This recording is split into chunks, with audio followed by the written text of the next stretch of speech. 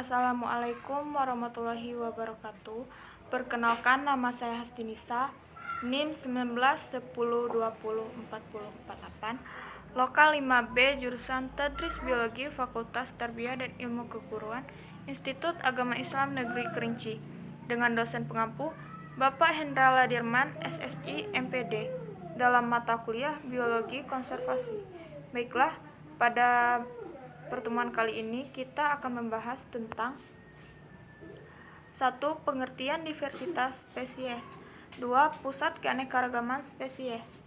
Baiklah, sebelum kita masuk ke materinya, ada baiknya kita bahas dulu apa itu diversitas.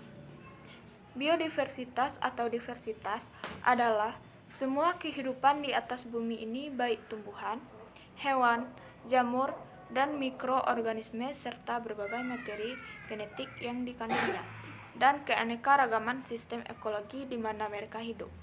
Terutama di dalamnya kelimpahan dan keanekaragaman genetik relatif dari organisme-organisme yang berasal dari semua habitat, baik yang ada di darat, laut, maupun sistem-sistem perairan lainnya. 1. Pengertian diversitas spesies. Keanekaragaman spesies mencangkup seluruh spesies yang ditemukan di bumi, baik tumbuhan maupun satwa liar. Spesies dapat diartikan sebagai sekelompok individu yang menunjukkan beberapa karakteristik penting yang berbeda dibandingkan kelompok lain.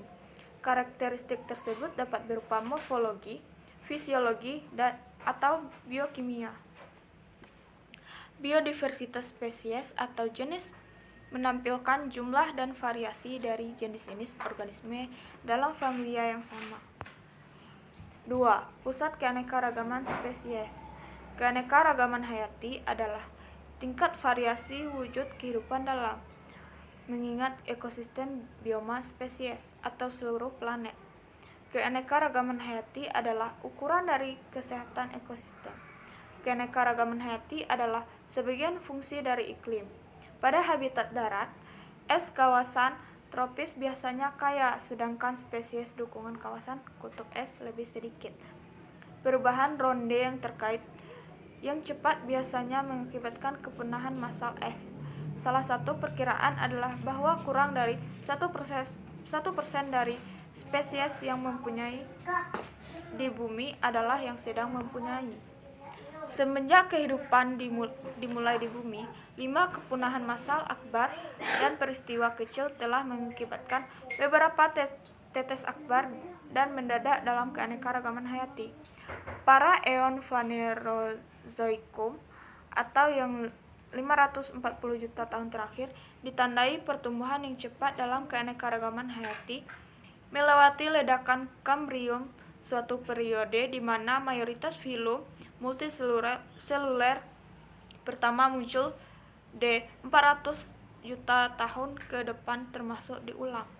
Kerugian akbar keanekaragaman hayati diklasifikasikan sebagai kepunahan massal. Dalam karbon kolaps, hutan hujan mengakibatkan kerugian akbar dari kehidupan tanaman dan binatang. Peristiwa kepunahan Permian Trias 251 juta tahun lalu adalah yang terburuk. Pemulihan vertebrata butuh ketika 30 juta tahun yang paling terakhir.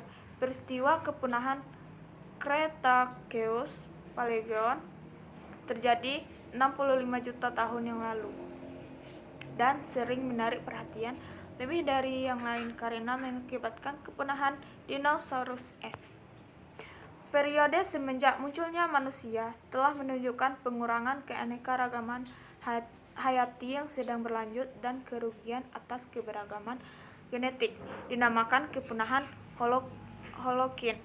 Pengurangan ini diakibatkan terutama oleh dampak manusia, terutama kerusakan habitat. Sebaliknya, keanekaragaman hayati dampak kesehatan manusia dalam beragam cara, berpihak kepada yang benar secara positif maupun negatif. Baiklah, sekian pembahasan dari saya.